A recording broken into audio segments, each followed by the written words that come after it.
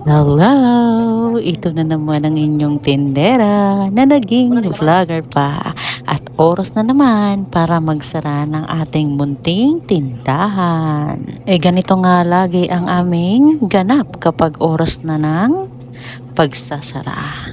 Yung asawa ko ay in charge sa pagpasok ng mga kagamitan sa labas, pagbaba ng kurtina, at syempre ako naman ang in charge sa pagbibilang ng aming kayamanan ng benta namin ngayong araw. And again, it's a very nice day kasi maganda ang bentahan today. Sana everyday, di ba? So anyway, ayan na nga, nagbibilang na nga ako ng aming benta.